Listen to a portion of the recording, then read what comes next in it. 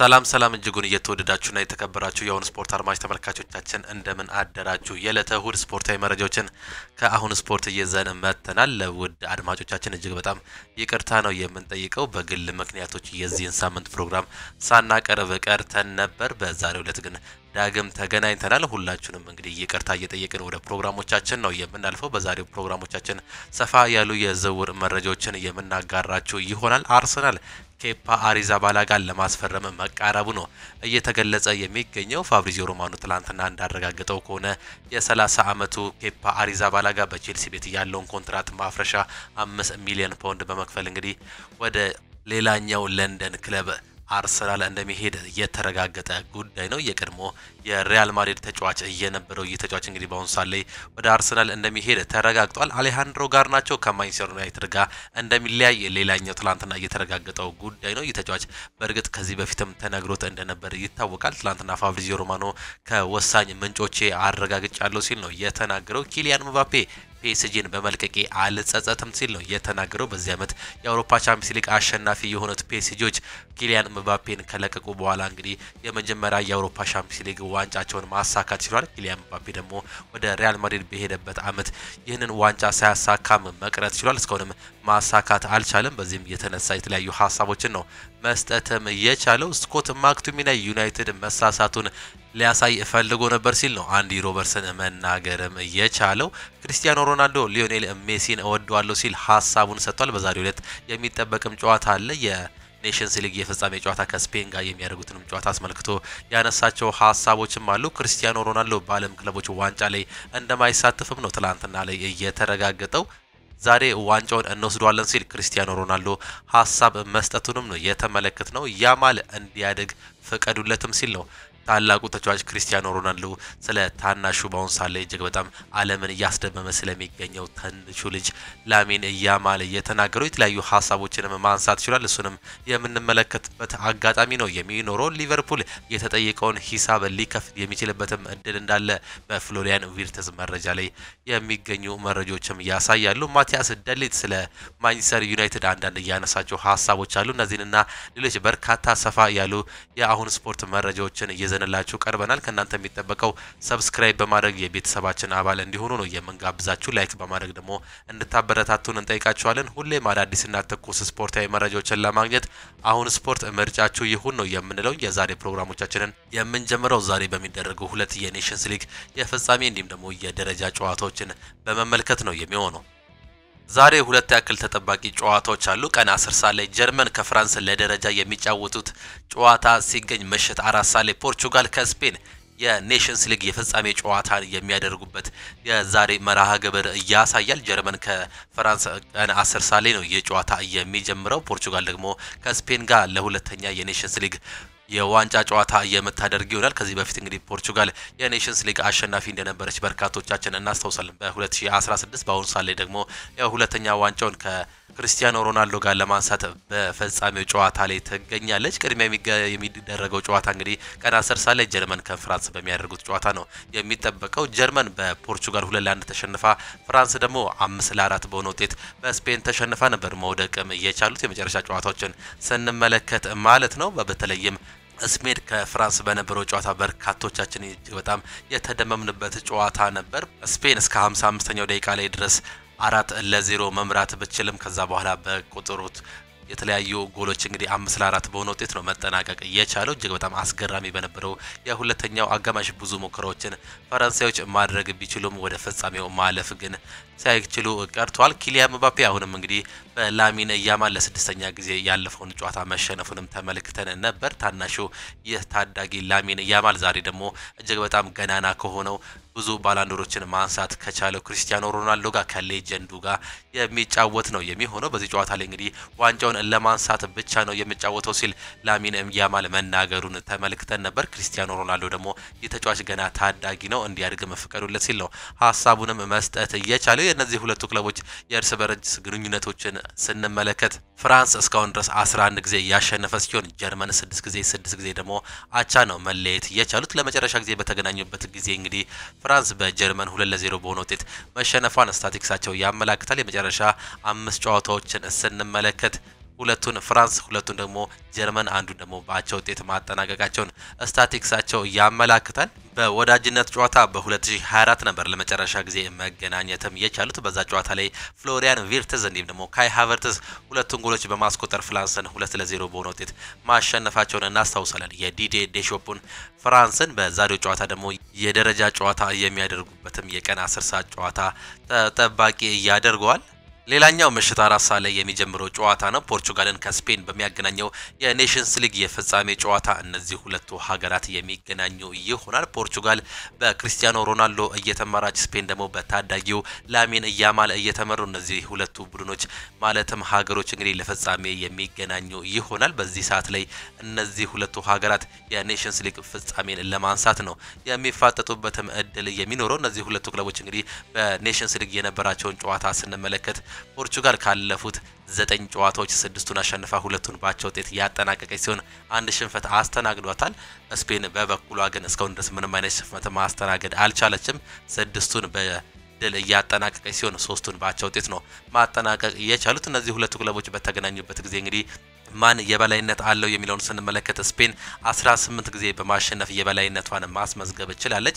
ፖርቹጋል 6 ጊዜ ብቻ ነው ማሸነፍ የቻለችው። 17ቱን ደግሞ በአቻ ውጤት ማጠናቀቃቸውን ተመልክተናል። በርካቶቻችን ስፔን ከፖርቹጋል በዓለም ዋንጫ በተገናኙበት ጨዋታ እንግዲህ 3-3 የነበረውን ያተጠናቀቀውን ጨዋታ በርካቶቻችን እናስታውሳለን። በጨዋታው ላይ ክርስቲያኖ ሮናልዶ እጅግ በጣም አስገራሚ ጎሎችን በማስቆጠር እንግዲህ 3 አቻ እንዲወጡ ያደረጉበት የቅርብ ጊዜ ትውስታችን መሆኑን ነው መመልከት የቻለው። ካለፉት 5 ጨዋታዎች እንግዲህ አንዱን ስፔን ያሸነፈች ሲሆን 4ቱን ተከታታይ ግን በአቻ ውጤት ነው ማጠናቀቅ የቻሉት። የመጨረሻውን ጨዋታ 1-0 በሆነ ጠባብ ውጤት ማሸነፍም ችላ ነበር ስፔን። ከዛ በፊት ግን የነበሩትን ተከታታይ ጨዋታዎች በአቻ ውጤት ማጠናቀቅ ችሏል። በአልቫሮ ሞራታ ብቸኛ ጎል እንግዲህ በኔሽንስ ሊግ የምድብ ጨዋታ ላይ 1-0 በሆነ ውጤት ማሸነፍ ችለው ነበር። ከዛ በኋላ ይህ የፍጻሜ ጨዋታ እንግዲህ የሚያገናኛቸው ነው የሚሆነው። በ2018 የዓለም ዋንጫ የምድብ ጨዋታ ላይ እንግዲህ 3-3 በሆነ ውጤት ባጠናቀቁበት ጨዋታ ክርስቲያኖ ሮናልዶ ሃትሪክ መስራቱን በርካቶቻችን እናስታውሳለን። በተለይም የመጨረሻዋ የቅጣት ምት ጎል በርካቶቻችን አይነ ህሊና ውስጥ እየቀረችም ጎል ነበረች። በዛሬው ጨዋታ ላይ ይህ ሌጀንድ ተጫዋች ጎል ያስቆጠር ይሆን? በርካቶች ጥያቄያቸውን እያነሱም ይገኛሉ። ሌላኛው ጥያቄው የሚያነሳው ተጫዋች ደግሞ ላሚን ያማል ነው። የተከላዩ ጨዋታዎች ላይ ጎል እያስቆጠረ የሚገኘው ያለፈው ጨዋታም ላይ በርካታ ጎሎች ሙከራዎችን ያደረገ ጎል ያስቆጠረ እንዲሁም ደግሞ አሲስት ማድረግ የቻለው ይህ ታዳጊው ስፔናዊ የባስኬት ተጫዋች ላሚን ያማል በዛሬው ጨዋታ ላይ ከፖርቹጋሉ አንጋፋ ተጫዋች ክርስቲያኖ ሮናልዶ ጋር የሚገናኝም ይሆናል። የ17 ዓመቱ ላሚን ያማል ከ40 ዓመቱ ክርስቲያኖ ሮናልዶ ጋር የሚፋጠጡበት ጨዋታ በአሊያንዝ አሬና ነው የሚደረገው። ይህ ጨዋታ ምሽት 4 ሰዓት ላይ በሚጀምር ጨዋታ በዚህም እንግዲህ በኔሽንስ ሊግ ጎል ያስቆጠሩ ተጫዋቾችን ስንመለከት ከነዚህ ሁለቱ ሀገራት መካከል ክርስቲያኖ ሮናልዶ 7 ጎሎችን ወይም ደግሞ 1 አሲስት በማድረግ እንግዲህ በፖርቹጋል በኩል የሚጠቀሰው የመጀመሪያ ተጫዋች ሲሆን ኑኖ ሜንዴዝ 5 አሲስት በማድረግ ሁለተኛ ደረጃ ላይ ይቀመጣል። የማንቸስተር ዩናይትድ ካፒቴን የሆነው ብሩኖ ፈርናንዴዝ 2 ጎሎችን ወይም ደግሞ 2 አሲስቶች ያሉ ተጫዋች ነው። በዚህ ዓመት ፒኤስጂ ወሳኝ ተጫዋች እየነበረው እንዲሁም ደግሞ ዋንጫውን እንዲያነሱ ወሳኙን ሚና እየተጫወተው ቪቲኒያ 3 አሲስቶች በማስመዝገብ እንግዲህ በዩኤፍኤ ኔሽንስ ሊግ ላይ የሚጠቀሱ ተጫዋቾች ናቸው። በስፔን በኩል ስንጠቅስ ደግሞ ኦያርዛባል የሪያል ሶሴዳዱ ተጫዋች የሆነው ይህ ተጫዋች እንግዲህ 3 ጎሎችን እንዲሁም ደግሞ 2 አሲስቶች በማስመዝገብ ይመራል። ላሚን ያማል 3 ጎሎችን እንዲሁም 1 አሲስቶችን በማስመዝገብ ሁለተኛ ደረጃ ላይ የተቀመጠ ድንቅ የአማካይ ተጫዋች ነው። ፋቢያን ሩይዝ 2 ጎሎችን እንዲሁም ደግሞ 1 አሲስቶች ያስመዘገበ ሲሆን በተመሳሳይ ኒኮ ዊሊያምስ 2 ጎሎችን እንዲሁም ደግሞ 1 አሲስቶች ያስመዘገቡ ተጫዋቾች ናቸው። በዛሬው ጨዋታ ላይ የሚጠበቁት እንግዲህ ላሚን ያማል እንዲሁም ደግሞ ኒኮ ዊሊያምስ ከኑኖ ሜንዴዝ ጋር በተለየ ምን ላሚን ያማል የሚገናኝበትም ሌላኛው ከባዱ ጨዋታ ሊሆን ይችላል። የነዚህ የሁለቱ የተከላካይ እንዲሁም ደግሞ የአጥቂ ስፍራ ተጫዋቾች መፋጠጥም በርካቶቻችንን እያስጠበቀ ይገኛል። ኑኖ ሜንዴዝ ያለፉትን ጨዋታዎች እንግዲህ ተላልቅ የሚባሉ የክንፍ ተጫዋቾችን በማቆም ተመልክተንም ነበር። ከነዚህ መካከል አንደኛው የነበረው የሊቨርፑልን ሞ ሳላንን ያቆመበትን መንገድ በርካቶች እንግዲህ ያደነቁበት እንደነበርም ተመልክተን ነበር። ከዛ በኋላ በርካታ ጨዋታዎችን ማድረግ የቻለው ኑኖ ሜንዴዝ በዚህ ዓመት ድንቅ እንቅስቃሴውን በሌፍት ባክ ላይ እያሳየን ይገኛል። ላሚን ያማል ደግሞ በዛ ቦታ ላይ ተሰጥቶ በማንም እንደማይቆም እንግዲህ በኢንተሩ ጨዋታ ላይ የተመለከትነው ጨዋታ ነበር። የተጫዋች ምንም እንኳን በአውሮፓ ቻምፒየንስ ሊግ ላይ የዛን ጨዋታ ሽንፈት ቢያስተናግዱ እንዲሁም ደግሞ ቢወድቁም እሱ ግን እጅግ በጣም ድንቅ አቋሙን ያሳየ ብቸኛ ተጫዋችም ነበር። ዛሬ ለኑኖ ሜንዴዝ ፈተና ሊሆንበት እንደሚችል ነው እየተገለጸ የሚገኘው። ፖርቹጋሎች በዚህ ዓመት ይህን ዋንጫ በማሳካት እንግዲህ ለክርስቲያኖ ሮናልዶ ሌላኛውን ገጸ በረከት እንሰጣለን ሲሉ ሀሳባቸውንም እየገለጹ ይገኛሉ። ይህም ጨዋታ ምሽት 4 ሰዓት ላይ የሚጀምርም ነው የሚሆነው። ወደ ክለብ መረጃዎቻችን ስናልፍ አርሰናል ኬፓ አሪዛባላጋን ለማስፈረም ተቃርቧል። የሰሜን ለንደን ክለብ አርሰናል የቼልሲውን ግብ ጠባቂ ኬፓ አሪዛባላጋን ዝውውር ለማጠናቀቅ ከጫፍ መድረሳቸው ነው የተገለጸው። መድፈኞቹ ኬፓ አሪዛባላጋን የቡድኑ ቁጥር 2 ግብ ጠባቂ አድርገው ለማስፈረም እየሰሩ መሆኑ ተዘግቦ እንደነበረም ይታወሳል። አርሰናል አሁን ላይ የ30 ዓመቱ ኬፓ አሪዛባላጋ በቼልሲ ቤት ያለውን ኮንትራት ማፍረሻ 5 ሚሊዮን ፓውንድ በመክፈል ለማስፈረምም ተቃርቧል። ስፔናዊ ግብ ጠባቂ ኬፓ አሪዛባላጋ በአርሰናል ቤት የተሻለ የጨዋታ ሰዓትን ለማግኘት ለመፎካከር ፈቃደኛ መሆኑ ነው የተገለጸው። ከዚህ በፊት በውሰት በሪያል ማድሪድ የተጫወተ ሲሆን በዚህ ዓመትም ደግሞ በእንግሊዝ ፕሪሚየር ሊግ ጥሩ አቋሙን እያሳየም ተጫዋች ነበር። ነገር ግን ከቼልሲ ጋር በመለያየት ሌላኛውን የለንደን ክለብ አርሰናልን ለመቀላቀል ከጫፍ መድረሱ ዛሬ ዘ አትሌቲክስ ይዞት የወጣው መረጃም ያሳያል። አሌሃንድሮ ጋርናቾ ከዩናይትድ ጋር ሊለያይ ነው። ማንቸስተር ዩናይትድ ከአርጀንቲናው የፊት መስመር ተጫዋች አሌሃንድሮ ጋርናቾ ጋር ሊለያይ መሆኑ ነው የተገለጸው። አሌሃንድሮ ጋርናቾ ማንቸስተር ዩናይትድን እንደሚለቅ መረጋገጡም ተነግሯል። አሰልጣኝ ሩበን አሞሪም በቅርቡ አሌሃንድሮ ጋርናቾ ክለብ እንዲፈልግ እንዳሳወቁ ተዘግቦ እንደነበር አይዘነጋም። በቀጣይ ጋርናቾን ለማስፈረም 3 የፕሪሚየር ሊግ ክለቦች እንዲሁም የጣሊያን ክለቦች ጥረት እያደረጉ መሆኑ ነው የተጠየቀው። ይህንን መረጃ ፋብሪዚዮ ሮማኖ ይዞት የወጣ ሲሆን በትላንትናው ዕለት ይህን ነገር አረጋግጫለሁ፣ ምናልባት በጣሊያን ናፖሊ ወይም ደግሞ ኢንተር ሚላን ሊገኝ ይችላል ሲል ነው ፍንጭ መስጠትም የቻለው። ኪሊያን ምባፔ ፒኤስጂን በመልቀቄ አልጸጸትም ሲል ነው የተናገረው። ፈረንሳያዊ የፊት መስመር ተጫዋች የሆነው ኪሊያን ምባፔ ፒኤስጂ የአውሮፓ ሻምፒዮንስ ሊግ ዋንጫ በማሸነፉ ደስተኛ መሆኑን ነው የገለጸው። ኪሊያን ምባፔ አክሎም ፒኤስጂ እሱ በለቀቀ ከዓመት ባነሰ ጊዜ ውስጥ ሻምፒዮንስ ሊግ ማሸነፉ በመልቀቀው ውሳኔው እንዲጸጸት እንደማያደርገው ነው የገለጸው። ከፒኤስጂ ጋር የነበረኝ ታሪክ ተፈጽሟል ያለው ኪሊያን ምባፔ ምንም ቁጭት የለብኝም እጣ ፈንታ ነው ሲል ነው ሀሳቡንም መግለጽ የቻለው። ሻምፒዮንስ ሊግ ለማሳካት ሁሉንም ነገር ያለመመልከት ሞክሬያለሁ ሲል የሚናገረው ኪሊያን ምባፔ ያለኔ መሆን ነበረበት፣ ፒኤስጂም ዋንጫ እየገባዋል በማለትም ተናግሯል። ኪሊያን ምባፔ በፒኤስጂ ባለፉት 7 ዓመታት 6 የፈረንሳይ ሊግ ዋንጫዎችን ቢያሳካም የአውሮፓ ሻምፒዮንስ ሊግ ዋንጫ ሳያሸንፍ ወደ ሪያል ማድሪድ ማቅናቱም ይታወሳል። አንዲ ሮበርትሰን ማክቶሚናይ ዩናይትድ መሳሳቱን ሊያሳይ ፈልጎ ነበር ሲልም ተናግሯል። ስኮትላንዳዊ የሊቨርፑል የመስመር ተጫዋች የሆነው አንዲ ሮበርትሰን ስኮት ማክቶሚናይ ያለው አቅም ማሳየት ፈልጎ እንደነበር ነው የገለጸው። ባለፈው ዓመት ማንቸስተር ዩናይትድን በመልቀቅ ናፖሊን የተቀላቀለው ስኮት ማክቶሚናይ የሴሪያው የዓመቱ ምርጥ ተጫዋች ሽልማትን ማሸነፉም ይታወሳል። ስኮት ማክቶሚናይ በናፖሊ ቤት ራሱን ማሳየት ፈልጎ ነበር ያለው አንዲ ሮበርትሰን በተጨማሪም ማንቸስተር ዩናይትድ መሳሳቱን ማሳየት ፈልጎ ነበርም ሲል ተናግሯል። ሮበርትሰን አክሎም እሱ በርካታ ሰዎች ስለሱ መሳሳታቸውን ማሳየት ፈልጎ ነበር ተሳክቶለታልም ሲል ሀሳቡንም ማጠናቀቅ ችሏል። በዛሬው ዕለት የሚጠበቅ ጨዋታ አለ። በተለይም የኔሽንስ ሊግ የፍጻሜ ጨዋታ ፖርቹጋል ከስፔን ጋር የሚያገናኘው ጨዋታ ይጠበቃል። ከጨዋታው በፊት እንግዲህ ክርስቲያኖ ሮናልዶ ያነሳቸው ሀሳቦች አሉ። ከነዚህ መካከል ሊዮኔል ሜሲን እወደዋለሁ ሲል ነው ሌጀንድ ክርስቲያኖ ሮናልዶ የተናገረው። ፖርቹጋላዊ ተጫዋች ክርስቲያኖ ሮናልዶ የምንጊዜም ባላንጣው ሊዮኔል ሜሲ ለኔ አክብሮት አለው እኔም እወደዋለሁ በማለትም ነው የተናገረው። ከጋዜጠኞች ጋር ስለ ሊዮኔል ሜሲ ጥያቄ የቀረበለት ክርስቲያኖ ሮናልዶ እኛ በጋራ ለ15 ዓመታት በትልቁ መድረክ ነበርን ሲል እየተደመጠ ሲሆን ሊዮኔል ሜሲን እወደዋለሁ የሚለው ክርስቲያኖ ሮናልዶ አንድ ጊዜ ባላንዶር ቦታ ቋንቋ እንደተጎረጎመለትም አስታውሳለሁ ሲል ነው ሀሳቡንም የገለጸው። አክሎም ሊዮኔል ሜሲ ሁልጊዜም በጥሩ ሁኔታ ነው የሚያናግረኝ፣ እሱ በጣም ያከብረኛል ሲል ሮናልዶ ተናግሯል። ጫማውን መቼ እንደሚሰቅል እየተጠየቀው ክርስቲያኖ ሮናልዶ ነገ ጧት ተነስቼ ከዚህ በኋላ መጫወት አልፈለግም ልል እችላለሁ፣ ነገር ግን አሁን ላይ ደስተኛ ነኝ ሲል ነው የተናገረው። በአሁን ሰዓት ላይ መች እንደማቆም አላቅም እንዲሁ ደግሞ መች እንደምቀጥልም ሀሳቤን ገና አልወሰንኩም ሲል ነው የተናገረው።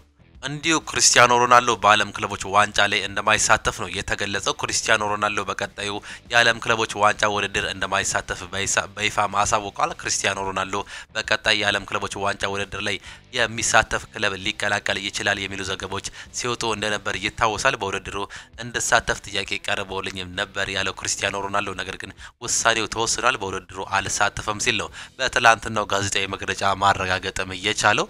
ሮናልዶ ዛሬ ዋንጫውን እንወስደዋለን ሲል ነው የተናገረው። እንዲሁም ደግሞ ያማል እንዲያደግ ፈቀዱለትም ሲል ሌላኛውን ሐሳብ መስጠትም ችሏል። የፖርቹጋል ብሔራዊ ቡድን አምበል ክሪስቲያኖ ሮናልዶ ከዛሬው የኔሽንስ ሊግ ጨዋታ በፊት ከጋዜጠኞች ጋር ሰፋ ያለ ቆይታም ያደረገበትም አጋጣሚ ተመልክተናል። ምን አለ የሚለውን ስንመለከት ነገሮች በጥሩ ሁኔታ እንደሚካሄዱ እንዲሁም ደግሞ ፖርቹጋል ዋንጫውን ይዛ እንደምትመጣ እርግጠኛ ነኝ ሲል በፕሬስ ኮንፈረንሱ ላይ የተናገረ ሲሆን አሰልጣኝ ሮበርቶ ማርቲኔዝ በብሔራዊ ቡድኑ ጥሩ የሚባል ስራ እየሰሩ ነው የሚል እምነት አለኝም ሲል ነው የተናገረው። ጨዋታው ከባድ እንደሚሆን እናውቃለን። ስፔን በራስ መተማመን አላቸው፣ ነገር ግን እኛም ጥሩ ተጫዋቾች አሉን፣ በዚያ አስተሳሰብ ወደ ሜዳም እንገባለን ሲል ካፒቴኑ ተናግሯል። ላሚን ያማል ጥሩ ስራ እየሰራ ነው፣ እሱ አቅሙን በጥሩ ሁኔታ ይጠቀማል ሲል ስለ ላሚን ያማል እድገቱን የተናገረ ሲሆን እሱ ላይ ብዙ ጫና አታድርጉበት፣ በጤናማ መንገድ እንዲያድግም ፈቀዱለት፣ እሱ የችሎታ እጥረት የለበትም ሲል ነው ይህን ተጫዋች በአሁን ሰዓት ላይ መንከባከብ አለበት ሲል ተጨማሪ ሀሳቦችንም ማንሳት የቻለው የባላንዶር አሸናፊ መሆን ያለበት የአውሮፓ ሻምፒዮንስ ሊግ ዋንጫ ያሸነፈ ሰው ነው ሲል ተደምጧል። ክሪስቲያኖ ሮናልዶ በዚህ ዓመት የአውሮፓ ሻምፒዮንስ ሊግን ዋንጫ ያነሱት የፒኤስጂ ተጫዋቾች ሊያነሱት የሚችሉ እድል ሊኖራቸው ይችላል ሲልም ነው የተናገረው። ቶማስ ቱሄል ጃክ ግሪሊሽ ካልተጫወተ በዓለም ዋንጫ አይጠራም ሲል ተናግሯል። የእንግሊዝ ብሔራዊ ቡድን አሰልጣኝ ቶማስ ቱሄል ጃክ ግሪሊሽ በዓለም ዋንጫ ለሶስቱ አናብሶች ለመጫወት በቋሚ መጫወት እንደሚያስፈልገው ነው የተናገረው። በማንቸስተር ሲቲ ያልተሳካ የውድድር ዓመትን ያሳለፈው ጃክ ግሪሊሽ አሁን ላይ በክለቡ ያለው የወደፊት ቆይታም አልተረጋገጠም። ለእንግሊዝ 39 ጊዜ ተሰልፎ የተጫወተው ጃክ ግሪሊሽ ከጥር ወዲህ ጥሪ አልተቀረበለትም። አሰልጣኙም ሲናገሩ ጃክ ግሪሊሽ በቀጣይ ለዓለም ዋንጫ ለመጠራት በሚደረገው ፉክክር መሳተፍ ከፈለገ ወጥ የጨዋታ ጊዜ እንደሚያስፈልገው ነው የተናገሩት። አሰልጣኙ አክለውም በቀጣይ ማንቸስተር ሲቲን ከለቀቀ መጫወት ወደሚችልበት ተፎካካሪ የሆነ የአውሮፓ ክለብ እንደሚያመራ ነው ምክርም መሰል ቢጤ የተናገሩት። ጃክ ግሪሊሽ ያለውን ስብዕና እንዲሁም ደግሞ ተሰጥኦ እወዳለው፣ ሜዳ ትልቅ ጨዋታዎችን መቋቋም የሚችል እንዲሁም ደግሞ ልዩ ተጫዋች ነው፣ ነገር ግን የጨዋታ ሰዓት ያስፈልጓል ሲሉ አሰልጣኙም ተናግሯል። የመርሲሳይዶ ክለብ ሊቨርፑል ባለፈው ሳምንት ፍሎሪያን ቪርትዝን ለማስፈረም ያቀረቡት 130 ሚሊዮን ዩሮ ውድቅ ሆኖባቸውም ነበረ። ሊቨርፑሎች ትላንትና ምሽት በድጋሚ የተሻለ 134 ሚሊዮን ዩሮ የዝውውር ሂሳብ ለባየር ሊቨርኩሰን አቅርበዋል። በዚህም ባየር ሊቨርኩሰን በበኩሉ ተጫዋቹን ለመሸጥ 150 ሚሊዮን ዩሮ የዝውውር ሂሳብ እንደሚፈልግም ነው በድጋሚ ማሳወቅ የቻለው። ይሁን እንጂ ሊቨርፑል በባየር ሊቨርኩሰን የተጠየቀውን 150 ሚሊዮን ዩሮ የመክፈል ሀሳብ እንደሌላቸው ለክለቡ ቅርብ የሆኑ ምንጮች እየገለጹ ነው የሚገኙት። ሊቨርፑል ፍሎሪያን ቪርትዝን የክረምት የመጀመሪያ ኢላማ ያደረጉ ሲሆን ተጫዋቹ ሊቨርፑልን መቀላቀል እንደሚፈልግም አሳውቋል። ነገር ግን በአሁኑ ሰዓት ላይ በክለቦቹ መካከል ድርድር እየተደረገ ሲሆን ምናልባት 150 ሚሊዮን ፓውንድ ዝቅ የማለት እድል ካላቸው ባየር ሊቨርኩሰኖች የተጫዋች መዳረሻው አንፊልድ የመሆን እድሉ ሰፊም ሊሆን ይችላል። ነገር ግን እስካሁን ምንም ፍንጭ አልታወቀም ሲሉ ነው እየገለጹ የሚገኙት።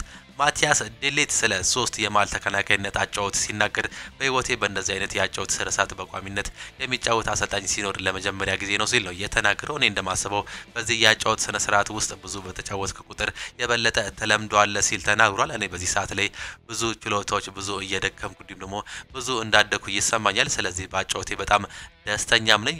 አሰልጣኝ እጅግ በጣም ጥሩ ለውጦኛልም ሲል ተናግሯል። ሌላኛው ከማንቸስተር ዩናይትድ ጋር የሚነሳው ጥሩ መረጃ ማንቸስተር ዩናይትድ ቪክተር ዮከረስን ለማስፈረም 60 ሚሊዮን ፓውንድ ለማቅረብ ዝግጁም ናቸው። ከብሪያን ምቤሞ ዝውውር መጠናቀቅ በኋላ በቀጥታ ወደ ቪክተር ዮከረስ ዝውውር እንደሚያመሩ ይጠበቃል ሲል ካች ኤንድ ኦፍሳይድ አስነብቧል። የተጫዋች መዳረሻው ማንቸስተር ዩናይትድ ኦልድ ትራፎርድ የሚሆን እድሉም እየሰፋም ነው የሚገኘው። ምንም እንኳን በአሁኑ ሰዓት ላይ አርሰናሎች ይህን ተጫዋች መተዋቸውን እየተገለጸ ሲሆን ብሪያን ምቤሞን ከጨረሱ በኋላ ወደ ቪክተር ዮከረስ ፊታቸውን እያዞራሉ ተብሎም ነው የሚጠበቀው።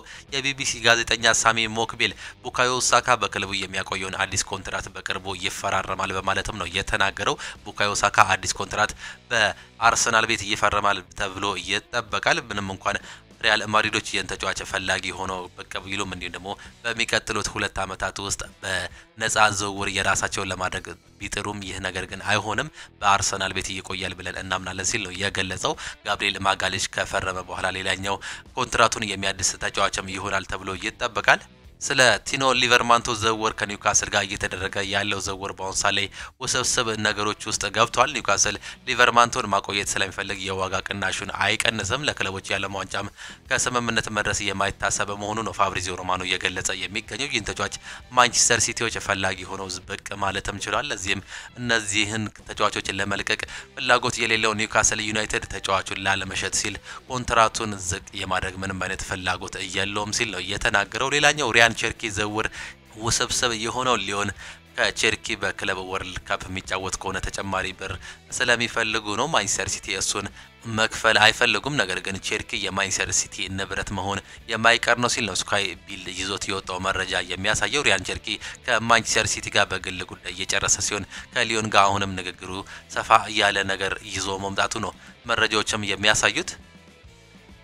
የተወደዳችሁና የተከበራችሁ የአሁኑ ስፖርት አድማጭ ተመልካቾቻችን ለዛሬ የነበረን ስፖርታዊ መረጃዎቻችን ይህንን ይመስሉ ነበር። ፕሮግራሞቻችንን እንዴት አያችኋቸው? ሀሳብ አስተያየታችሁን ኮሜንት ቦክስ ላይ ልታጋሩን ትችላላችሁ። ዛሬ የሚጠበቁ ጨዋታዎች አሉ። በደረጃ እንዲሁም ደግሞ በፍጻሜ ጨዋታ 2 ጨዋታዎች በኔሽንስ ሊግ ይደረጋሉ። ቀን 10 ሰዓት ላይ ደግሞ ምሽት 4 ሰዓት ላይ ናቸው እነዚህ ሁለቱ ጨዋታዎች የሚደረጉት። በእነዚህ ጨዋታዎች እንድትዝናኑ እንጋብዛችኋለን። በተለይም ፖርቹጋል ከስፔን ጋር የሚያደርጉት ተጠባቂ ጨዋታ አለ። ፍራንስም ከጀርመን ጋር የደረጃ ጨዋታቸውን ቀን 10 ሰዓት ላይ ያደርጋሉ። በእነዚህ ጨዋታዎች እንድትዝናኑ የስፖርት ቤተሰቦችን እየጋበዝን የዛሬ የቀን ፕሮግራሞቻችንን በዚሁ ጨረስን። በነገው ፕሮግራሞቻችን እስከምንገናኝ ድረስ ቻው ቻው። መልካም ጊዜ፣ መልካም ውሎ ይሁንላችሁ።